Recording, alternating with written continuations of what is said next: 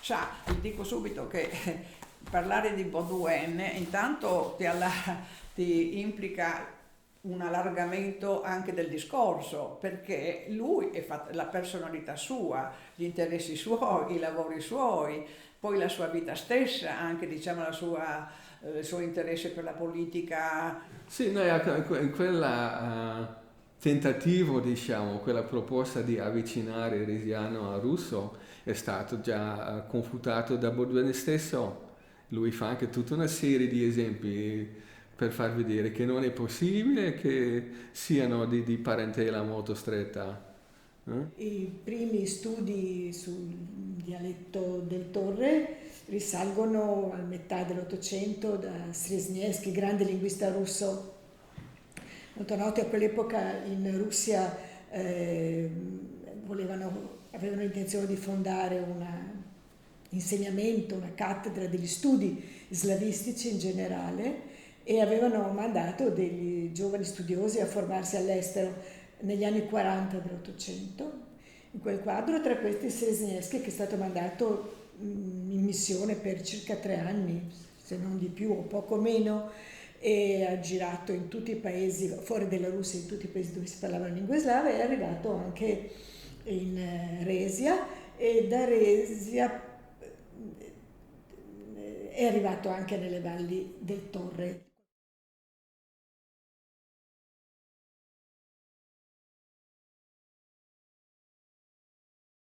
Plestiše je implantu da nezertor ta skrmina, a ne dilo platišče za orate. A za tuo dio plestišče naši vasi. A več kot pol se pišejo kormons, za vok je bil ta skrmina. Prijet smo imeli komunski ofis tu v plestišče, jaz ne vem, kaj let je. Potem so ga našli tutti pane, ma se sim prekliče Comune di Platiskis. Tu našem komune je 5 vasi, Plestišča, Prosnit, Brezje, Oškurša, Antipana. Tu Plestišča so 2 borka, Dekorenje, Antedolenje. Tu Plestišča nimamo dorite za mite maestro. Za vojk će biti 500 dušic, antla per nas ne arrivamo.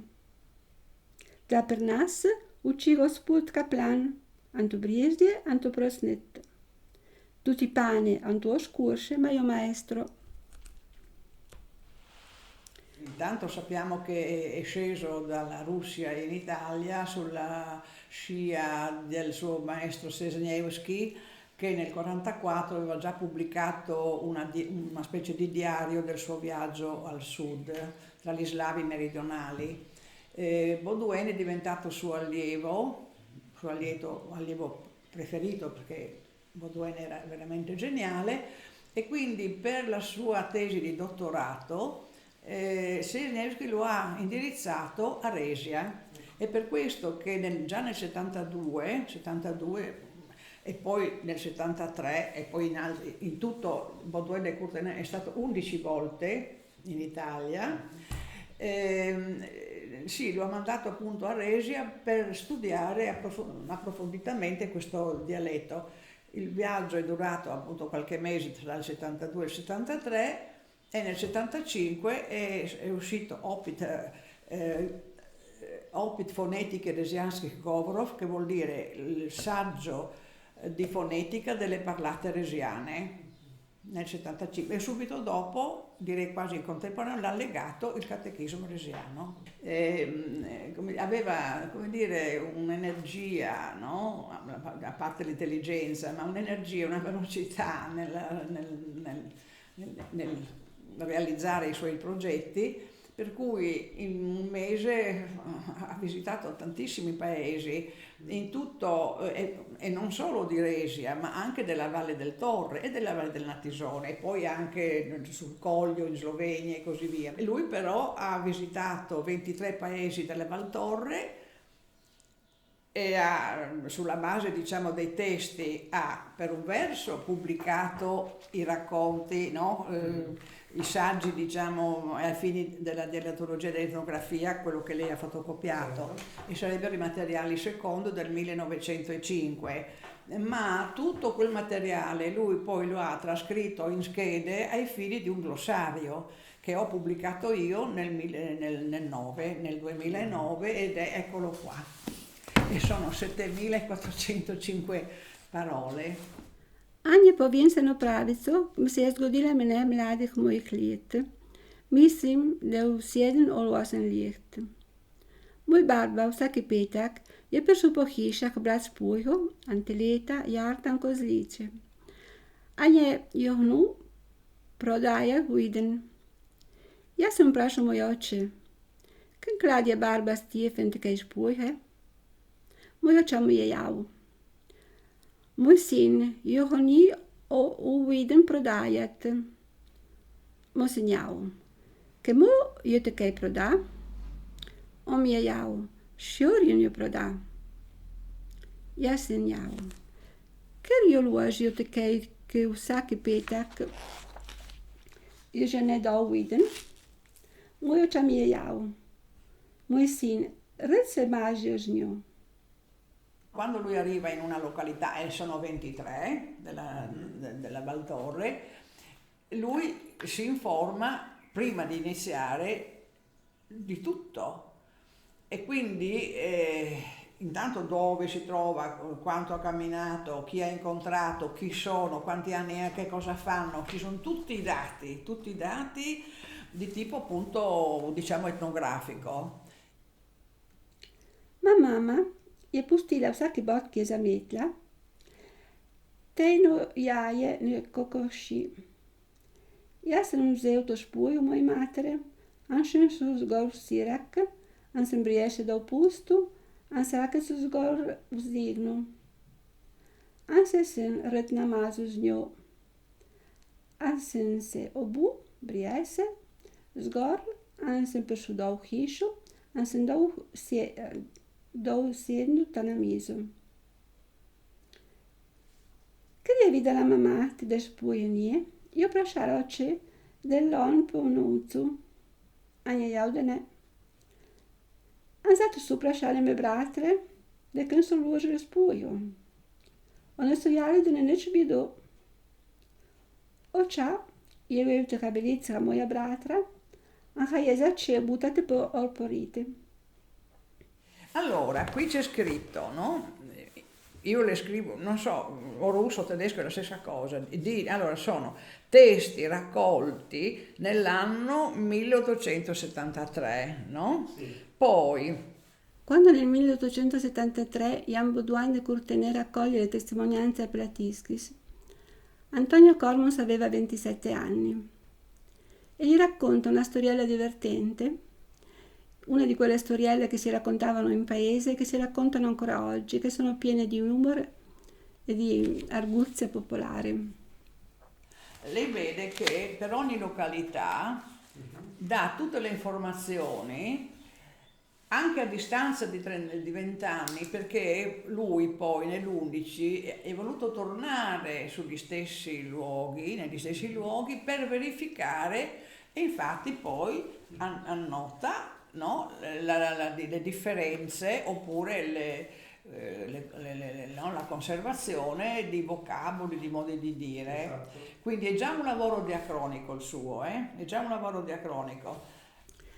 Successivamente nel 1901, durante il loro secondo incontro, il racconto diventa più personale e lui gli parla del breve periodo della sua scuola, del lavoro all'estero in Bosnia, dove andavano a lavorare l'inverno per poi tornare a maggio per i lavori della fianaggione.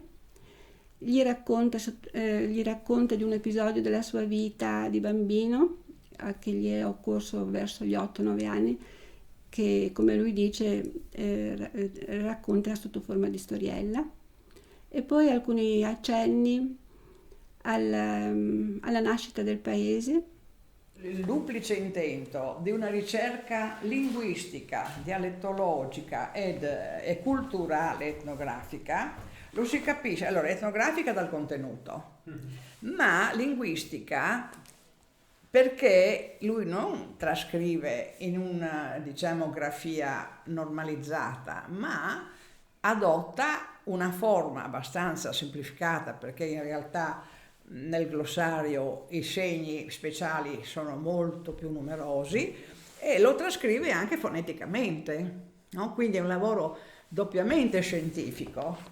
Do skole nisem bio kot no leto. Sem preknu maj kot no liber, vece dareh. Oča me njema una hati do skole. Potem se naučil sam svojom glave. Stampo sem že naprej, ma majko stampo, do 20 let, nič drugega. Potem se naučil se pisati, ker sem mu 20 let. Znam brati se polašken, am po slovensken. Pisati majko polašken.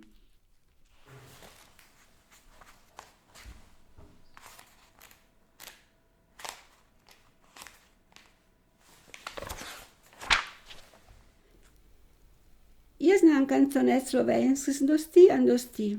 Zakon načalto moje mladosti je bilo tu moj divertiment, začentati sempre tot k sem šu. Vse po noči, ki se sem zbudil do pasteje, sem čentu. Po plastiški sprahi so te canzonete, ma vlijeko na avstrijansko spraho ali pa na spietersko.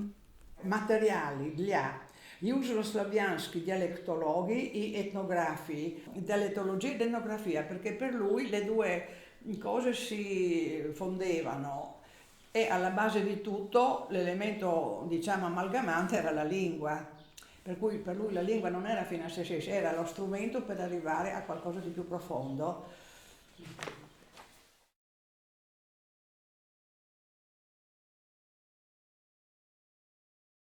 Quello che mi sembra interessante, una delle tante cose interessanti per chi studia il dialetto del Torre come gli altri dialetti sloveni del Friuli, natisone, resiano, è da un lato gli arcaismi, come dicevo, no? Il fatto che essendo zona di periferia geograficamente, no? È una legge, insomma, linguistica, nelle zone periferiche si conservano più gli arcaismi, ma anche c'è il contatto con le lingue romanze, insomma, col friulano, l'italiano, eccetera, oltre che col tedesco molto meno. Quindi è interessante per questo duplice motivo, e è una cosa che mi ha sempre colpito studiando questi fenomeni di contatto linguistico è stato vedere che quasi sempre non c'è solo l'influsso, diciamo, del friulano, dell'italiano che arriva e porta un cambiamento, quasi un corpo estraneo nella lingua slava o del dialetto sloveno di origine, diciamo, che riceve, ma l'elemento straniero si armonizza in qualche modo, entra nel sistema e deve trovare la possibilità di armonizzarsi. Infatti tanti fenomeni che sembrano di contatto, solo di contatto, non sono solo di contatto. Sì, di sicuro il contatto linguistico ha favorito dei cambiamenti o delle conservazioni, delle peculiarità che caratterizzano appunto le lingue romanze contigue, ma si trovano anche in dialetti sloveni, per esempio, centrali, di altre zone completamente lontane dal contatto, o in altre lingue slave ancora più lontane. Un'altra cosa interessante con i clitici è quella che si chiama ripresa pronominale del soggetto. Mi sembra una cosa interessante, cioè nel dialetto del Torre, come anche in resiano, non nel natisone, che è più legato alla lingua letteraria, c'è la tendenza tipica del friulano e in generale dei dialetti italiani e settentrionali di riprendere il soggetto tonico, diciamo quello pronominale tonico, quello diciamo normale, con un altro pronome soggetto atono clitico, raddoppiandolo. Oppure c'è un soggetto, un nome, e dopo il nome si deve obbligatoriamente di nuovo riprendere il soggetto espresso dal nome con un pronome eclitico, che è una cosa strana anche per l'italiano, standard non esiste, ma nei dialetti anche veneto, nel dialetto che conosco io, qui del padovano, come nel friulano, è molto diffuso. Per esempio nel Tore si dice Jajenehren Vec, questo è raccolto da Baudouin a sua volta, io non vado più, Zaitra Jajenehren, domani io vado, ya è il pronome io, e dopo bisogna ripetere un altro io clitico appoggiato, Jajenehren. Ecco, nel libro di Mercou, ricordo Yaeren Titeresh, da questa coniugazione Yaeren Titeresh obbligatorio, come nei dialetti friulani e anche veneti, dove si dice mi avago ti te, si deve ripetere. Questa è una cosa che veramente non si trova nelle altre lingue slave, credo quasi da nessuna parte. Questo sembra sì un'influenza del friulano, anche del veneto se vogliamo. Per esempio anche l'esempio è famosa Nashamama Nakura Caffè, per esempio, con questo raddoppiamento pronominale molto diffusa, questo ritornello Netemotin vode car voda, ripeto, Netemotin vode car voda narena dou, voda na, ripete l'acqua, va giù, non occorre altro. In sloveno letterario sarebbe l'acqua, voda, eccetera. Invece bisogna dire voda na, ripetere. Questa è una cosa proprio, questo sembra davvero un fenomeno di influsso romanzo che non ha precedenti o simili.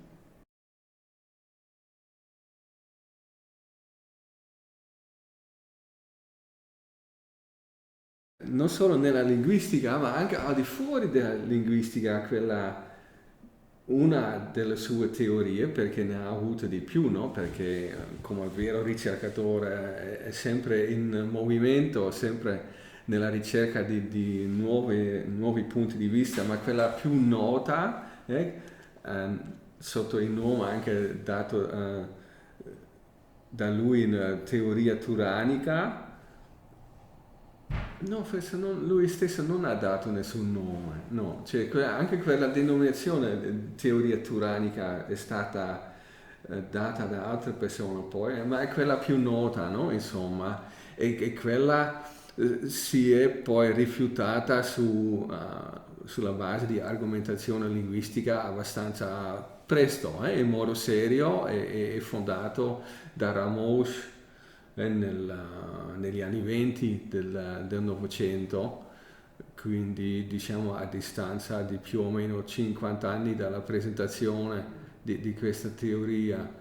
Però essendo una teoria così esotica, è già la denominazione che aveva presa teoria turanica, ha sempre ancora avuto una vita molto tenace, no? Soprattutto al di fuori della linguistica. Nella linguistica stessa è morta lì al momento che è stata rifiutata da Ramous. Allora quella teoria turanica vuole dare una spiegazione per l'aspetto concreto che il dialetto aresiano ha al giorno d'oggi. E secondo questa teoria il resiano avrebbe una base chiaramente slava, è una lingua slava, ma con un apporto di un'altra lingua non slava, perché questa armonia vocalica su cui si basa la teoria, e quale vuol dire cos'è la armonia vocalica, è che le vocali accentate determinano poi la pronuncia di certe vocali non accentate. Se qui si deve fare il confronto col ciacavo, perché lì ha l'accento giusto, è gena, quindi abbiamo una A in fine di parola accentata, e nella prima sillaba c'è la E, gena, così. In resiano abbiamo la stessa posizione dell'accento, anche su quella A finale, però può assumere il valore A, già na, perché per motivo di quella A accentata anche la E nella prima sillaba si abbassa. Ecco, e questo fenomeno Baudouin non conosceva da altre lingue slave e nemmeno da altre lingue indoeuropee. E perciò lui è arrivato alla conclusione, quindi questa armonia vocalica è dovuta all'influsso di una lingua non indoeuropea. E con non indoeuropeo lui è poi arrivato facendo esempi da lingue uralo-altaiche che sono diffusi in gran parte della Russia, la parte asiatica diciamo della Russia, e di cui era anche a conoscenza perché si studiavano già in Russia in quell'epoca, si studiavano quella lingua. Quindi da lì fa degli esempi e così è nata quell'idea della denominazione teoria turanica, mentre Baudouin de Courtenay stesso all'inizio non si esprimeva tanto chiaramente su quale lingua potrebbe essere stata concretamente, quella lingua ignota, non slava.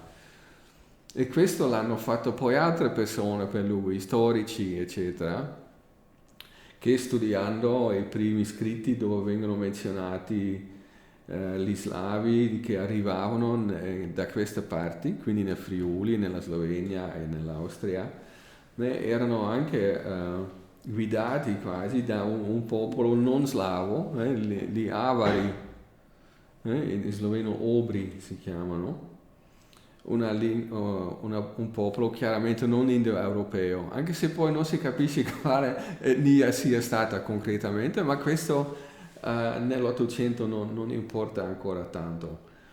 Così, quando quindi gli storici hanno adotto questo tipo di esempi della presenza di etnie non indoeuropee comunque nell'Europa centro-orientale, questo veniva accolto da Baudouin de Courtenay con abbastanza entusiasmo, no? Sì, questo potrebbe essere una possibilità, ma non erano le sue proposte.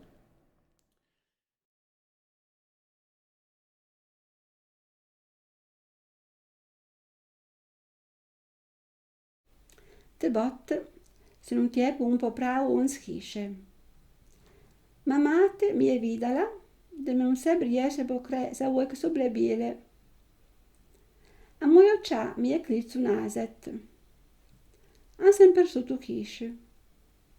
A mi je jau, za ku sem vtieku. Jas mo se njau, de ja sem špuj hovjev. Kan je še lužu? Jas mo se njau. Red se namazu žnju. Te bot mojo ča se začel smejati. A mati jo prašala. Jo prašala me, da za ku se red namazu. Jaz ni jau. Je jau oča, da dol vidne vsi šjori red mažijo žnjo.